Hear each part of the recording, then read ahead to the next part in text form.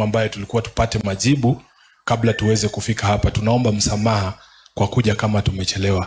Mimi huu ni mwaka wangu wa 7 nikiwa katibu mkuu wa chama cha ODM.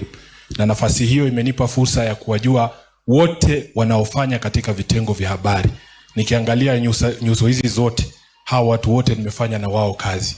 Kwa sababu hawa journalist, wanahabari, wana kazi muhimu sana kufanya katika taifa letu. Kuangazia maovu katika taifa letu, kuangazia yale mazuri katika taifa letu. Mimi nimekuja hapa kusema pole sana kwa niaba ya familia yangu, pamoja na chama kizima cha ODM, kwa niaba ya Mheshimiwa Raila Amolo Odinga, nimekuja hapa niseme pole kwa marehemu Rita Tinina.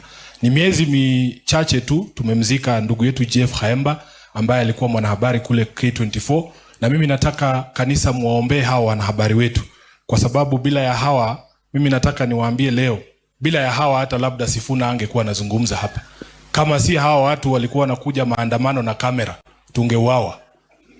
These people were protecting us during maandamano, kwa sababu walikuwa wanatupangia maovu. Hii watu kina Talama wanaongea hapa sasa. Na mimi nataka niseme, kwa sababu tuko kwa mazishi ya mwandishi wa habari, mtu mwenye kumulika mambo, tusifiche mambo hapa. Huwezi kutuambia tusizungumzie vitu ambavyo zinahusu wananchi wetu. Kama kuna kitu ndani ya hii serikali, mwenye kuulizwa swali ni nani? Mwenye serikali. Wewe huwezi kutuuzia fertilizer ovyo alafu kuje kutuambia tusiulize kwa niaba ya wananchi. Na ukiangalia vizuri, ukichunguza, kama Rita angekuwa hapa afanye expose, ungekuta hii fertilizer iliingizwa na Talamu. Anatuambia hapa ati tusiulize hii maswali.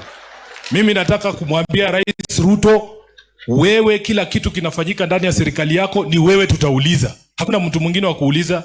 Kila mtu anajua ya kwamba kuna ukora katika uchaguzi. Nani ajui kwamba mwaka wa 2007 uchaguzi uliibiwa? Alafu unakuja kusema according to ODM. There is something called an objective truth. The sun rises from the east for everyone and sets on the west. Si ni kweli?